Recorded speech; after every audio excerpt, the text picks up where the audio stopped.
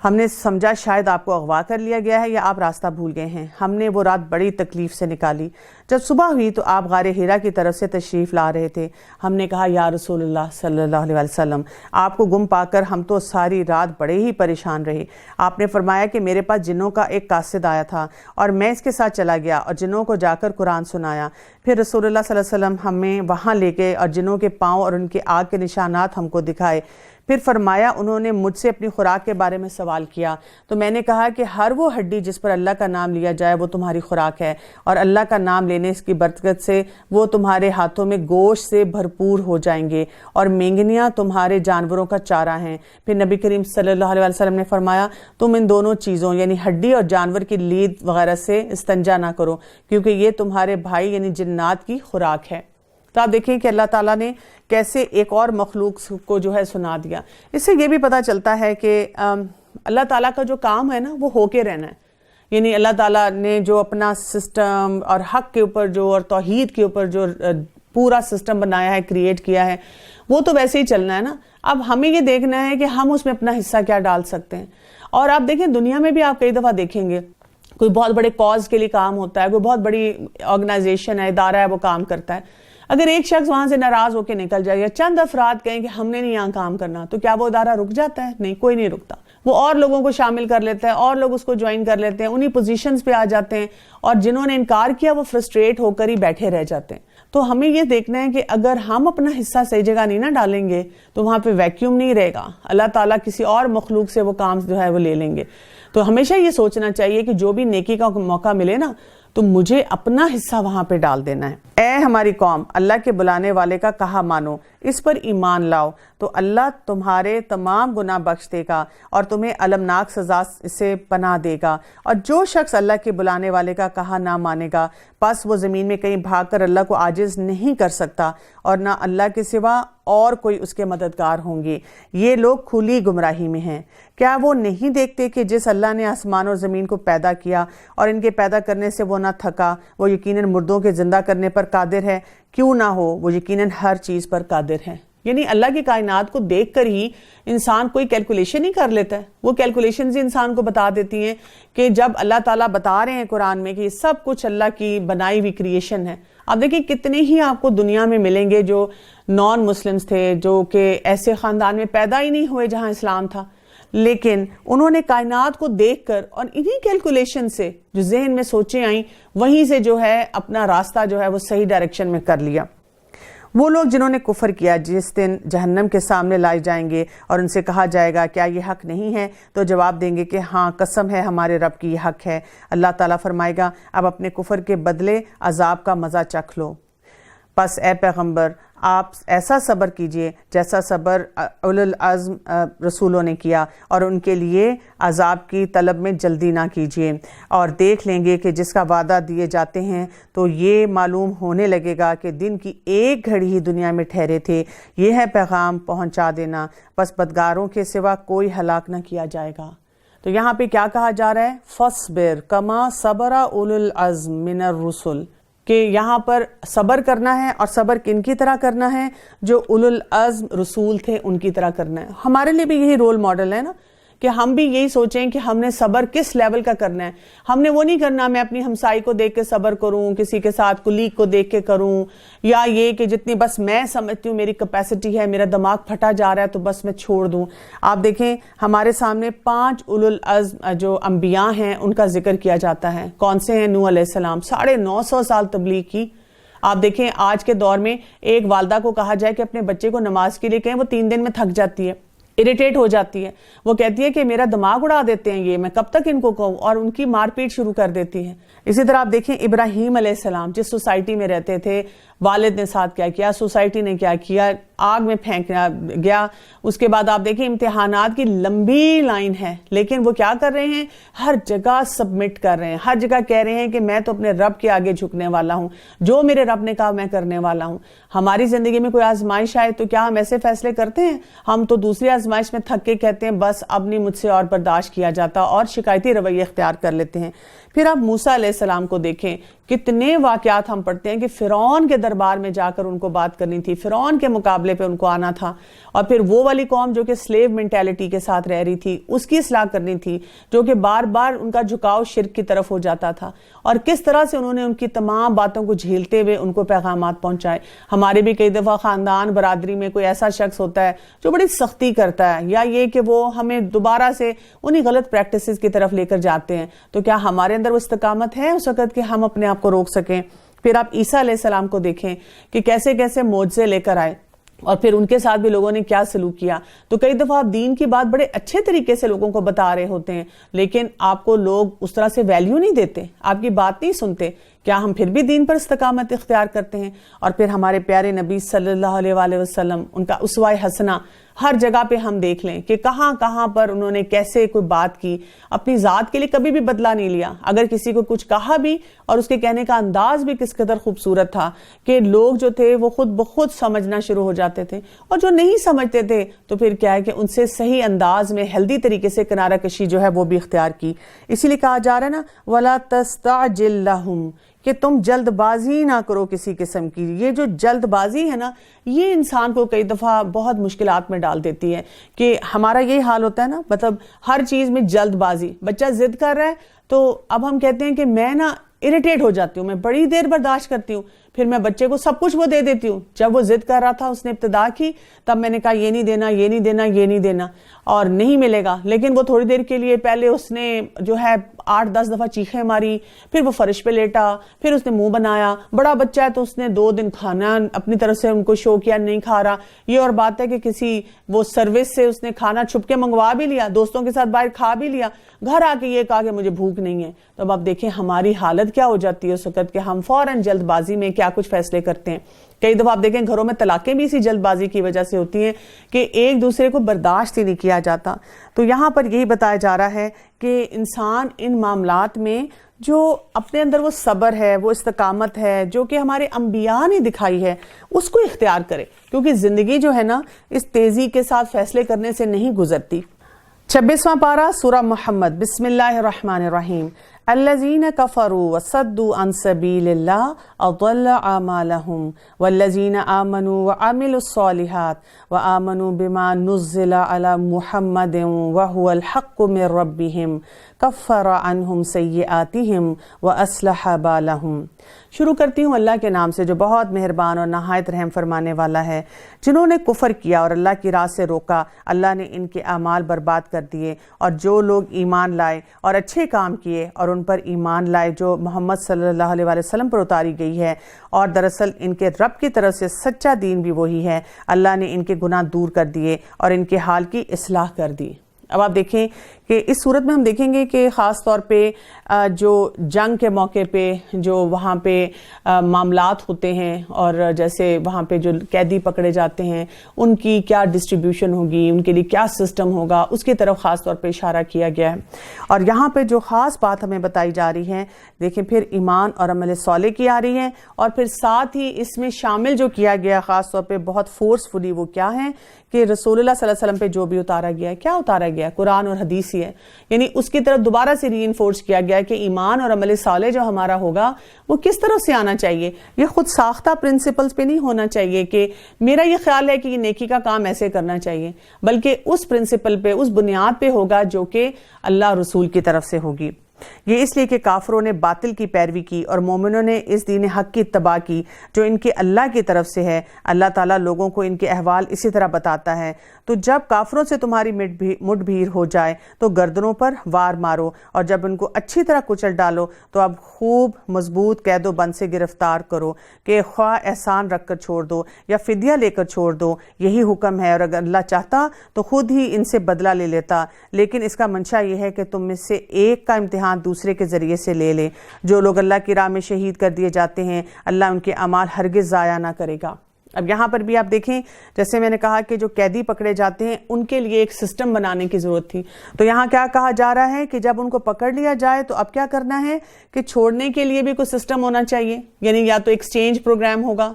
یا یہ کہ ہم دیکھتے ہیں کہ اسلام میں ان سے کوئی ٹیلنٹ سیکھا گیا، یعنی اگر کوئی پڑھا لکھا تھا شخص تو اس کو کہا گیا کہ اگر آپ ہمیں اتنی تعلیم دے دیں، اتنے لوگوں کو ہمارے پڑھا دیں، یہ اپنا ٹیلنٹ سکھا دیں تو پھر ہم آپ کو آزاد کر دیں گے، یا یہ کہ کوئی فدیہ لے کے کسی اماؤنٹ لے کے جو ہے اس کو چھوڑا جائے. کیونکہ بات یہ ہے کہ اسلام میں ہم یہ سمجھتے ہیں کہ ہر چیز جو ہے کیونکہ اصلاح کے لیے ہے، سلامتی کے لیے ہے، پیس کے لیے ہے، تو شاید ہر ایک کو فوراً ویسے ہی ریلیز کر دینا چاہیے. اور عام حالات میں بھی اگر کوئی شخص زیادتی کرتا ہے یا کوئی غلط کام کرتا ہے تو کوئی نہ کوئی شخص آ کے کہتا ہے کہ دیکھیں مسلمان ہونے کا تو یہی مطلب ہے نا کہ آپ بس معاف کر دیں اور چھوڑ دیں اور آگے بڑھ جائیں. لیکن ہم یہ بات وہاں پہ بھول جاتے ہیں کہ کبھی کبھی کچھ سچویشنز میں اگر ہم کسی کو چھوڑ دیں، کچھ بھی نہ کہیں، کوئی سسٹم نہ بنائیں تو اس کی وجہ سے بھی بہت سے مسئلے مسائل آتے ہیں. اور جہاں پہ یہ جنگی معاملات ہوتے ہیں تو وہاں پر حسن سلوک تو اپنی جگہ ہے. اور ہم دیکھتے ہیں کہ ایسی مثالیں شروع سے لے کر اب تک قائم کی گئی ہیں کہ جب بھی مسلمانوں نے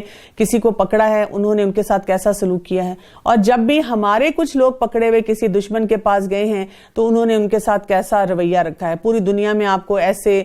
وار سیلز جو مل جاتے ہیں جہاں پہ ٹارچر سیلز ہوتے ہیں، جب وہاں سے لوگ ریلیز کیے جاتے ہیں اور ان پہ کئی دفعہ مقدمے چلتے رہتے ہیں، یا ساری زندگی کے لیے کوئی چیز ان کے بارے میں پروو ہی نہیں ہو پاتی کہ انہوں نے یہ ظلم کیا بھی تھا کہ نہیں کیا تھا، یا کچھ انہوں نے غلطی کی بھی تھی کہ نہیں کی تھی، اور کچھ بھی ان کو بالکل ہینڈی کیپ کر کے جو ہے وہ چھوڑ دیا جاتا ہے. تو اسلام ایسے سسٹم کو بالکل نہیں مانتا. وہ یہ کہتا ہے، اسلام میں یہی ہے بات وضاحت سے بتا دی گئی ہے ہمیں کہ اگر کوئی پکڑا جائے گا تو اس کو ایک سسٹم کے تحت جو ہے پورا فائدہ، اس کو بھی فائدہ دیا جائے گا، اس کو پروٹیکشن بھی دی جائے گی، اور اس کے ساتھ ساتھ اس کو صحیح طریقے سے ریلیز بھی کیا جائے گا. انہیں راہ دکھائے گا اور ان کے حالات کی اصلاح کر دے گا اور انہیں جنت میں لے جائے گا جسے انہیں شناسا کر دیا ہے. اے ایمان والو، اگر تم اللہ کے دین کی مدد کرو گے تو وہ تمہاری مدد کرے گا اور تمہیں ثابت قدم رکھے گا.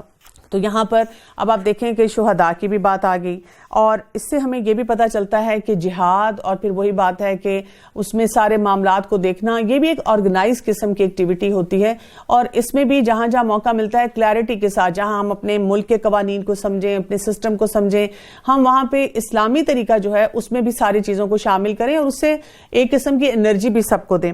ابو ہریرہ رضی اللہ عنہ فرماتے ہیں کہ رسول اللہ صلی اللہ علیہ وسلم کے پاس ایک آدمی آیا اور اس نے کہا، یا رسول اللہ صلی اللہ علیہ وسلم، مجھے کوئی ایسا عمل بتائیے جو جہاد کے مساوی ہو. آپ نے فرمایا کہ میرے نزدیک ایسا کوئی عمل نہیں. پھر آپ نے فرمایا، کیا تم ایسا کر سکتے ہو کہ جب مجاہد گھر سے روانہ ہو تو تم بھی نماز کے لیے کھڑے ہو جاؤ اور اس کی واپسی تک مسلسل نماز پڑھو اور بلا ناغہ روزہ رکھتے چلے جاؤ؟ اس نے کہا، یہ تو کوئی بھی نہیں کر سکتا. ابو ہریرہ رضی اللہ عنہ بیان کرتے ہیں کہ مجاہد کا گھوڑا جب ادھر ادھر چرتا ہے تو اس سے اس کا بھی ثواب ملتا ہے. یعنی بات یہ ہے کہ اس کا کوئی ہمارے پاس جواز ہی نہیں ہے، اس کے بہتر کوئی ایکٹیویٹی ہی نہیں ہے کرنے کے لیے. رسول اللہ صلی اللہ علیہ وسلم نے فرمایا، اللہ تعالیٰ کے ہاں شہید کے 6 اعزاز ہیں.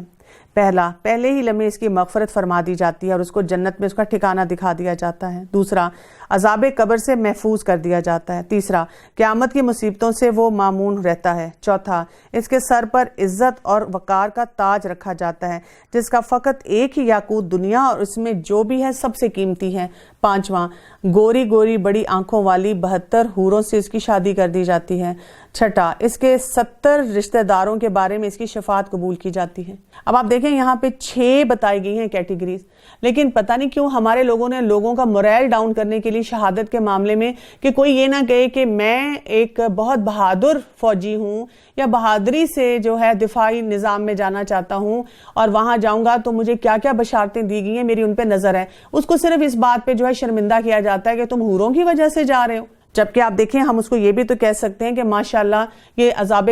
قبر سے بچانے والی چیز ہے، یہ قیامت کے دن کے مصیبتوں سے بچانے والی ہے، یہ سر پہ تاج رکھنے والی ہے. یعنی جو عزت و اکرام جو ہے ایک شہید کو ملتا ہے، ہم اس کے رتبے کو ان باتوں سے ڈاؤن کرنے کی کوشش کرتے ہیں. تو ہمیں ایسے رویے سے اپنے آپ کو جو ہے بہت زیادہ بچا کے رکھنا چاہیے. رسول اللہ صلی اللہ علیہ وسلم نے ارشاد فرمایا، میری امت میں سے ایک جماعت ہمیشہ لوگوں پر غالب رہے گی، جن لوگوں کے دل ٹیڑے ہو جائیں گے یہ ان سے لڑیں گے اور اللہ تعالیٰ انہیں ان سے روزیاں دے گا یہاں تک کہ اللہ کا امر آ جائے گا اور وہ اسی پر ہوں گے. مومنوں کی زمین ملک شام میں ہے، گھوڑوں کی پیشانیوں میں قیامت تک کے لیے اللہ تعالیٰ نے خیر رکھ دی ہے. تو یہاں پر ہم یہ سارے اسباق جو ہیں اچھی طرح سے سیکھیں اور ان کے بارے میں جو ہے ہم غور و فکر بھی کریں. اسی طرح ابو ہریرہ رضی اللہ عنہ سے روایت ہے کہ نبی کریم صلی اللہ علیہ وسلم نے فرمایا، دینار کا بندہ اور درہم کا بندہ اور برباد ہوا، اگر اسے مال دیا جائے تو وہ خوش ہے اور اگر نہ دیا جائے تو ناراض ہے، یہ برباد ہوا اور خراب ہوا، اگر اسے کانٹا چبھے تو نہ نکالا جائے۔ اور اس بندے کے لیے خوشخبری ہے جو اپنے گھوڑے کی لگام تھامے ہوئے ہے اور اس کے سر کے بال پراگندہ ہیں، پاؤں خاک آلود ہیں، اگر اس کی ذمہ داری پہرے پر ہے تو اسے بخوبی انجام دے رہا ہے، اور اگر وہ پیش قدمی کرنے والے لشکر میں ہے تو وہاں بھی مطمئن ہے، اگر وہ چھٹی مانگے تو اسے چھٹی نہ ملے اور اگر وہ سفارش کرے تو اس کی سفارش قبول نہ ہو۔ تو اصل کیا ہے، جو لوگ اس مارکے کے لیے نکلتے ہیں، اس سوچ کے ساتھ نکلتے ہیں نا، ان کے نزدیک دنیا امپورٹنٹ نہیں ہوتی ہے، ان کو دنیا کی فکر پرواہ نہیں ہوتی ہے۔ یعنی کہ کئی دفعہ ہم جب ایسی بات سوچتے ہیں کہ اچھا اگر کسی کو جو جہاد کے لیے جانا چاہ رہا ہے یا اس نے فوج کو یا دفاعی نظام کو جو ہے اس میں اس نے اپنا حصہ ڈالنے کی کوشش کی ہے تو ان کو تو یہ آسانی مل گئی، ان کو تو یہ فیسلٹی مل گئی، تو تھوڑی دیر کے لیے آپ سوچیں کہ ان کی اور ان کے گھر والوں کی ہمیشہ کے لیے کیا کیفیت ہوتی ہے نا۔ یعنی آپ سوچیں کہ ایک انسان جو عام ہوتا ہے نا، جو دفتر کے لیے نکلتا ہے اور اپنے گھر والوں کو بتاتا ہے اچھا میں دفتر جا رہا ہوں، ہونے کو تو اس کو بھی کچھ ہو سکتا ہے لیکن اس میں پھر بھی 50% چانس ہے نا، اور زیادہ ہمیں امید ہوتی ہے کہ وہ شخص گھر واپس آ جائے گا۔ لیکن آپ تھوڑی دیر کے لیے امیجن کریں کہ ایک فوجی کے گھر والوں کی کیا حالت اور کیا کیفیت ہوتی ہے جب ان کو یہ پتا ہوتا ہے کہ اب فوجی جب روزانہ صبح جا رہا ہے اپنے دفتری معاملات میں اور اس کے بعد محاذ پہ اور مختلف جگہوں پہ ان کی پوسٹنگز ہو رہی ہوتی ہیں، تو آپ سوچیں کہ ان کو پتا ہوتا ہے کہ کسی لمحے بھی کوئی خبر آ سکتی ہے۔ وہ ہر ایکسرسائز کے ساتھ اس ایکٹیویٹی کے لیے تیار ہوتے ہیں کہ ہمارا پیارا جو ہے وہ واپس نہیں آئے گا۔ تو یہ جو ایک فیلنگ ہوتی ہے نا، یہ صرف اللہ کی خاطر ہے جو انسان اس کو اڈاپٹ کرتا ہے، کہ یہ سوچتا ہے کہ مجھے شہادت کا رتبہ ملے۔ یعنی ان خاندان والوں کی بھی بڑی ایک بہادری ہے کہ اس کیفیت کے ساتھ مائیں جو ہوتی ہیں پیچھے سے اپنے بچوں کو پال رہی ہیں، ان کا خیال رکھ رہی ہیں۔ اسی طرح سے جو لوگ نکل کے جا رہے ہیں ان کو بھی پتہ ہے کہ شاید یہ ہمارا آخری لمحہ اور ہم واپس نہ آ سکیں۔ تو شہادت جو ہے اس کے بارے میں جو کچھ بشارتیں ہمیں ملتی ہیں، ہمیں ان پہ نظر رکھتے ہوئے ایسے تمام لوگوں کی قدر کرنی چاہیے اور ان کی خاندان والوں کی بھی بہت قدر کرنی چاہیے۔ اے ایمان والو، اگر تم اللہ کے دین کی مدد کرو گے تو وہ تمہاری مدد کرے گا اور تمہیں ثابت قدم رکھے گا، اور جو لوگ کافر ہیں انہیں ہلاکی ہو، اللہ ان کے اعمال کو غارت کر دے گا۔ یہ اس لیے کہ وہ اللہ کی ناراض کردہ چیزوں سے ناخوش ہوئے ہیں، پس اللہ نے بھی ان کے اعمال ضائع کر دیے۔ کیا ان لوگوں نے زمین میں چل پھر کر اس کا معائنہ نہیں کیا کہ ان سے پہلے کے لوگوں کا کیا نتیجہ ہوا؟ اللہ نے انہیں ہلاک کر دیا اور کافروں کے لیے اس طرح کی سزائیں ہیں۔ یہ اس لیے کہ ایمان والوں کا کارساز خود اللہ تعالیٰ ہے اور اسی لیے کہ کافروں کا بھی کوئی کارساز نہیں۔ جو لوگ ایمان لائے اور انہوں نے نیک اعمال کیے، انہیں اللہ تعالیٰ یقیناً ایسے باغوں میں داخل کرے گا جن کے نیچے نہریں جاری ہوں گی، اور جو لوگ کافر ہوں گے وہ دنیا ہی میں فائدہ اٹھا لیں گے اور مثل چوپاؤں کے کھا رہے ہیں کہ ان کا اصل ٹھکانہ جہنم ہے۔ ہم نے کتنی بستیوں کو جو طاقت میں تیری اس بستی سے زیادہ تھی جس سے تجھے نکالا گیا، ہم نے انہیں ہلاک کر دیا ہے جن کا مددگار کوئی نہ تھا۔ اب آپ دیکھیں کہ یہاں پر بھی پھر بتایا جا رہا ہے کہ جب کسی کو نکالا جاتا ہے کسی جگہ سے تو کتنی تکلیف کی بات ہوتی ہے، اور یہاں پہ خاص طور پہ ہم یاد کریں وہ واقعہ جب کہ کافروں نے آپ صلی اللہ علیہ وسلم کو بہت سی اذیتیں دی اور پھر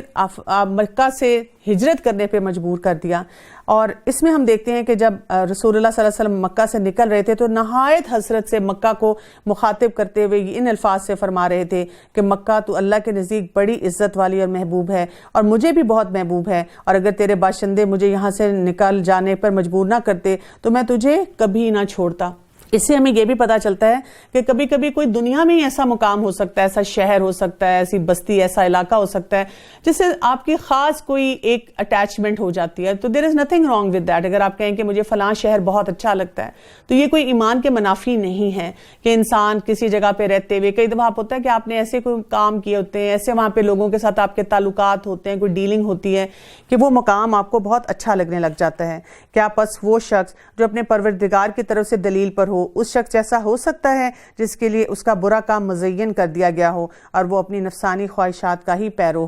ہو سکتا ہے؟ کیا یہ مقابلہ ہم کر سکتے ہیں؟ اس جنت کے وصف جس کا پرہیزگاروں سے وعدہ کیا گیا ہے یہ ہے کہ اس میں پانی کی نہریں ہیں جو بدبو کرنے والی نہیں، اور دودھ کی نہریں ہیں جن کا مزہ نہیں بدلا، اور شراب کی نہریں ہیں جن میں پینے والوں کے لیے بڑی لذت ہے، اور نہریں ہیں شہد کی جو بہت صاف ہیں، ان کے لیے وہاں پر ہر قسم کے میوے ہیں اور ان کے رب کی طرف سے مغفرت ہے۔ کیا یہ مثل اس کے ہیں جو ہمیشہ آگ میں رہنے والا ہے اور جنہیں گرم کھولتا ہوا پانی پلایا جائے گا جو ان کی آنتڑوں کو ٹکڑے ٹکڑے کر دے گا؟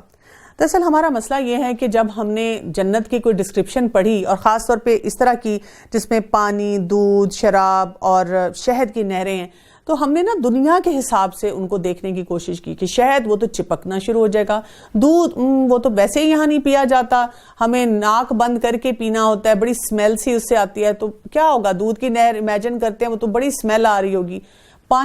پانی کو چلے ہم کچھ لیول تک انجوائے کر لیتے ہیں، لیکن باقی جو چیزیں جیسے شراب ہے اس کا بھی ہمیں سمجھ نہیں آتی کہ حقیقت کیا ہوگی۔ ہمیں اپنے آپ کو یہ بتانے کی ضرورت ہے کہ وہاں پر اللہ تعالیٰ نے جو ڈسکرپشن دی ہے نا وہ بتاتی ہے، جیسے پانی جو ہے اس میں کوئی بدبو نہیں ہوگی، دودھ جو ہے اس کا مزہ، اس کا ٹیسٹ جو ہے وہ بہترین ہوگا، وہاں پہ شراب کی نہر جو ہے وہ بھی لذت والی ہوگی، وہ بدبودار یا ایسی نہیں ہوگی کہ جو انسان کے لیے مسائل پیدا کرے، اور شہد جو ہے وہ بھی بہت صاف ہوگا۔ تو یہ بات ہمیں یہاں پہ سکھائی جا رہی ہے، اگر ہم اس نظر سے دیکھیں کہ دنیا میں جو کچھ ہے وہ نہیں ہے، تاکہ ہمارے لیے کوئی موٹیویشن اس میں موجود ہو۔ اور ان میں بعض ایسے ہیں کہ تیری طرف کان لگاتے ہیں، یہاں تک کہ جب تیرے پاس سے جاتے ہیں تو اہل علم سے پوچھتے ہیں کہ اس نے ابھی کیا کہا تھا۔ یہی لوگ ہیں جن کے دلوں پر اللہ نے مہر کر دی اور وہ اپنی خواہشات کی پیروی کرتے ہیں۔ اولئک الذین طبع اللہ علی قلوبہم واتبعوا اہواءہم۔ تو یہاں پہ آپ دیکھیں کہ موازنہ کس چیز کا کیا جا رہا ہے، وہ سیل کس طرح سے آ جاتی ہے، سیل تبھی آنی شروع ہو جاتی ہے جب انسان کیا کرتا ہے کہ خواہشات کے پیچھے لگ جاتا ہے۔ تو خواہشات جو ہے نا وہ ہمیشہ انسان کے لیے مسائل لے کر آتے ہیں، اسی لیے ہمیں ہر وقت انالیسس کرتے رہنا چاہیے، یہ میری نیڈ ہے یا میری وانٹ ہے۔ اگر میری وانٹ ہے تو پھر میں نے یہ دیکھنا ہے کہ کہیں یہ اللہ کے کسی حکم سے تو نہیں ٹکرا رہی، یا کہیں پر میں کسی حرام راستے پہ تو نہیں جا رہا، یا میں کہیں پہ انکار کرنے والا تو نہیں بن رہا۔ تو اپنی خواہشات کو پھر انسان اپنی اس اوریجنل سپاٹ پہ لے آئے کہ ٹھیک ہے میرا بہت سی چیزوں کو دل چاہتا ہے، لیکن ضروری نہیں ہے کہ ہر چاہت کو پورا کیا جائے، یا اگر چاہتوں کو پورا کرنا بھی ہے تو اس کے لیے کوئی ایک انسان دائرہ کار تو اس کے لیے متعین کرے نا۔ اور جو لوگ ہدایت یافتہ ہیں اللہ نے انہیں ہدایت میں بڑھا دیا ہے اور انہیں ان کی پرہیزگاری عطا فرمائی ہے، تو کیا یہ قیامت کا انتظار کر رہے ہیں کہ ان کے پاس اچانک آ جائے؟ یقیناً ان کی علامتیں تو آ چکی ہیں، پھر جب کہ ان کے پاس قیامت آ جائے انہیں نصیحت کرنا کہاں ہوگا۔ سو اے نبی صلی اللہ علیہ وسلم، آپ یقین کر لیں کہ اللہ کے سوا کوئی معبود نہیں، اور اپنے گناہوں کی بخشش مانگا کریں، اور مومن مردوں اور مومن عورتوں کے حق میں بھی اللہ تم لوگوں کی آمد و رفت کی اور رہنے سہنے کی جگہ کو خوب جانتا ہے۔ تو یہاں پر رسول اللہ صلی اللہ علیہ وسلم کو دعا کے لیے بھی کہا گیا، اور وہی بات ہمیں سمجھ آنی چاہیے کہ اصل ہمارا جو کام کرنے کا ہے وہ کیا ہے کہ ہم اپنے ایمان پر کام کرنا شروع کریں۔ دوسرا یہ کہ جو ہم سے غلطیاں ہو جائیں، کیونکہ وہی ابھی بات ہم نے کی نا خواہشات کی، تو مسئلے مسائل تو انسان کی زندگی میں آ سکتے ہیں۔ انسان جب کوئی غلطی ہو جائے تو پھر کیا کرے کہ اپنے آپ کو باندھ کے رکھے اس بات پہ کہ کس طرح سے میں نے اللہ کے حکم کے مطابق زندگی گزارنی ہے۔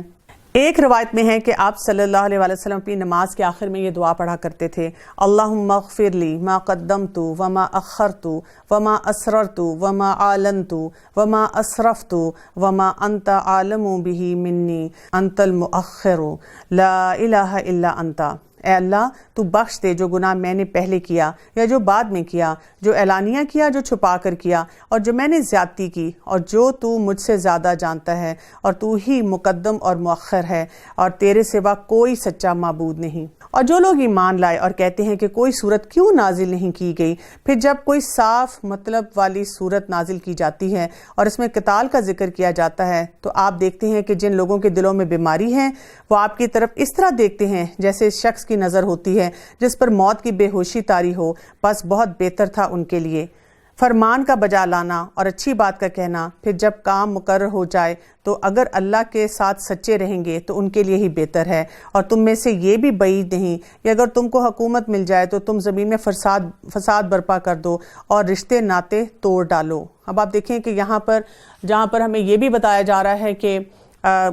جہاد کے لیے نکلنا، اللہ کے راستے میں نکلنا، ساتھ ساتھ آپ دیکھیں کہ اگر انسان ایسے معاملات میں اپنے لیے کلیئرٹی نہ رکھے تو اور مشکلات بھی زندگی میں آتی ہیں، جس میں بات کیا ہوتی ہے کہ انسان اپنے تعلقات کی بھی خرابی کی طرف جاتا ہے، اور یہاں پہ خاص طور پہ صلہ رحمی، رشتے ناتوں کو توڑنے کی بات کی جا رہی ہے۔ ابو بکر رضی اللہ عنہ سے روایت ہے کہ رسول اللہ صلی اللہ علیہ وسلم نے فرمایا، اللہ کی حدود کو پامال کرنے اور قطع رحمی کرنے والے کے علاوہ اور کوئی گناہ ایسا نہیں ہے کہ اللہ تعالیٰ اس کے مرتکب کو دنیا میں بھی اس کا عذاب دے اور آخرت میں بھی اس کے عذاب کو اس کے لیے جمع رکھے۔ عبداللہ بن عمر رضی اللہ عنہ سے روایت ہے کہ نبی کریم صلی اللہ علیہ وسلم نے فرمایا، جو بدلے کے طور پہ صلہ رحمی کرتا ہے وہ دراصل صلہ رحمی کرنے والا نہیں بلکہ ٹوٹے ہوئے رشتوں کو جوڑنے والا ہی اصل صلہ رحمی کرنے والا ہے۔ یہ وہی لوگ ہیں جن پر اللہ کی پھٹکار ہے اور جن کی سماعت اور آنکھوں کی روشنی چھین لی ہے۔ کیا یہ قرآن پہ غور و فکر نہیں کرتے؟ یا ان کے دلوں پر ان کے تالے لگ گئے ہیں؟ افلا یتدبرون القرآن ام علی قلوب اقفالها، کہ کیا وجہ ہے کہ قرآن پر غور و فکر کیوں نہیں کرتے جو لوگ اپنی پیٹھ کے بل الٹے پھر جاتے ہیں، اس کے بعد کہ ان کے لیے ہدایت واضح ہو چکی ہے۔ یقیناً شیطان نے ان کے لیے ان کے فعل کو مزین کر دیا ہے اور انہیں ڈھیل دے رکھی ہے، یہ اس لیے کہ انہوں نے ان لوگوں سے جنہوں نے اللہ کی نازل کردہ وحی کو برا سمجھا یہ کہا کہ ہم بھی عنقریب بعض کاموں میں تمہارا کہا مانیں گے، اور اللہ ان کی پوشیدہ باتوں کو خوب جانتا ہے۔ اب آپ دیکھیں یہاں پر قرآن کے ساتھ تعلق کو بہترین بنانے کی بات کی جا رہی ہے، اور پھر کیا کہا گیا ہے کہ قرآن پہ تدبر کرنا، غور و فکر کرنا، یعنی قرآن کے ساتھ اپنے تعلق کو مضبوط کرنے کا ایک طریقہ جو یہاں بتایا جا رہا ہے کہ کیا ہے ضرورت اس میں۔ سب سے پہلے تو انسان کی نیت جو ہے وہ صاف ہونی چاہیے۔ ہم دیکھتے ہیں کہ صحابہ کرام نے قرآن مجید کو اللہ کے رسول صلی اللہ علیہ وسلم کے ارشادات، افعال اور تقریرات کی روشنی میں سمجھا ہے، اور اسی لیے اگر انسان قرآن کو سمجھنے کے لیے اپنی فہم کے گھوڑے دوڑانا شروع کر دے اور بہت سی تعویلیں نکالے تو پھر کیا ہوتا ہے، وہ کئی دفعہ کفر کی طرف چلا جاتا ہے۔ ابن جوزی رحمۃ اللہ علیہ نے فرمایا کہ میں نے اپنے زمانے کے لوگوں کو دیکھا ہے کہ وہ علم معرفت کے لیے نہیں بلکہ اپنے رشتہ داروں کے لیے فخر اور جھگڑے کے لیے اور دلیل کے طور پر اور ظلم کی غرض سے جو ہے وہ حاصل کرتے ہیں۔ تو صحابہ کرام جو تھے انہوں نے کیا کیا تھا کہ بڑی عمر میں آ کر بھی، یعنی ہر عمر میں ہمیں نظر آتا ہے کہ انہوں نے ہر وقت یہ کوشش کی کہ ہم قرآن پہ تدبر کریں، ہم قرآن کو سمجھنے کی کوشش کریں، اور اسی لیے ہم دیکھتے ہیں کہ قرآن مجید بار بار عقل والوں کو خطاب کرتا ہے، اولو الالباب کی بات کی جاتی ہے۔ تو نزول قرآن کا جو بنیادی مقصد ہے وہ ایمان لانے کے بعد اسے سمجھ کر پڑھنا اور اس پر عمل کرنا ہے۔ اسی لیے صحابہ کرام کا ایک طریقہ کار ہوتا تھا کہ وہ 10 آیتیں پڑھتے تو جب تک ان کو اس کا معنی نہ سمجھ آتا وہ اس سے آگے نہیں بڑھا کرتے تھے، بلکہ اسی پر غور و فکر کرتے، اسی کو بار بار توجہ دیتے کہ کس طرح سے ہم اس کو اپنی زندگی میں اختیار کریں۔ اور اللہ کے رسول صلی اللہ علیہ وسلم تو انفرادی اور اجتماعی طور پر بھی قرآن مجید میں تفکر کیا کرتے تھے۔ تو تفکر کے لیے انسان جب بار بار پڑھے گا تو ایک تو انسان کا ثواب جو ہے وہ بڑھے گا، دوسرا کیا ہے کہ اس کو اپنے مسائل کے حل بھی ملنا شروع ہوں گے، اور اسی طرح سے انسان کی سمجھ بوجھ جو ہے وہ زیادہ ہوتی ہے۔ تو کسی ایک عالم نے خوب کہا ہے کہ دین میں سمجھ حاصل کرو، کیونکہ یہ بہت بڑا قائد ہے جو نیکی اور تقوی کی طرف لے جاتا ہے اور بہت ہی عدل والا قاصد ہے۔ بے شک ایک نیک فقیہ 1000 عبادت گزاروں سے بھی شیطان پر بھاری اور شدید ہوتا ہے۔ لیکن اس وقت ہمارے لیے ایک جو لمحہ فکریہ ہے وہ کیا ہے کہ ہمارے پاس دنیاوی تعلیمات اور بہت کچھ اور پڑھنے کے لیے تو وقت ہے، لیکن قرآن مجید کے تدبر پہ یا اس پہ غور و فکر کے لیے ہمارے پاس وقت نہیں ہوتا، اور جب تک ہم یہ کام نہیں کریں گے ہمارے لیے مشکلات رہیں گی۔ پھر آپ دیکھیں اگر کچھ لوگ اس پہ غور و فکر کرنے کی طرف جاتے بھی ہیں تو وہ ایسے الجھاؤ میں چلے جاتے ہیں کہ قرآن کو جس طرح سمجھنا چاہیے، جس طرح نازل کیا گیا اور رسول اللہ صلی اللہ علیہ وسلم کی احادیث سے اور سیرت سے جو ہمیں پتہ چلتا ہے اس سے ریلیٹ نہیں کر پاتے۔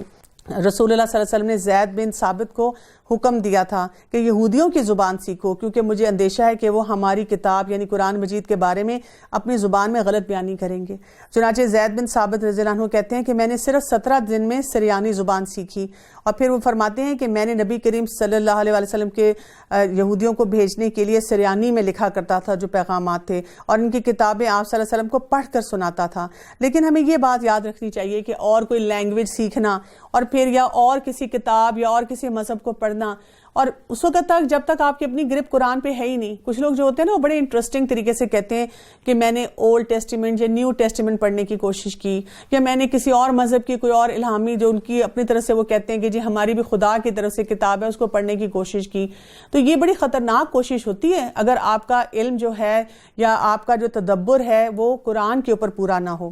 اسی طرح ایک عالم نے کہا کہ جب آدمی صاحب فکر ہو تو اس کے لیے ہر چیز میں عبرت ہو جاتی ہے، اور قرآن میں ہم دیکھتے ہیں اللہ سبحانہ وتعالیٰ ہمیں اسی لیے بار بار دعوت دیتے ہیں کہ ہم قرآن پہ غور و فکر کریں۔ عمر رضی اللہ عنہ نے ابو عبیدہ رضی اللہ عنہ کو اسی طرح فرمایا، ہم ذلیل قوم تھے، اللہ تعالیٰ نے ہمیں اسلام کی بدولت عزت دی، اور جب بھی ہم اسلام کے علاوہ عزت تلاش کریں گے اللہ تعالیٰ ہمیں ذلیل ہی کر دے گا۔ اور آپ دیکھیں کہ اسلام کی عزت جو ہے وہ کس کے ساتھ وابستہ ہے؟ اسی غور و فکر کے ساتھ وابستہ ہے کہ ہم قرآن مجید سے اپنے تعلق کو کیسے مضبوط کرتے ہیں۔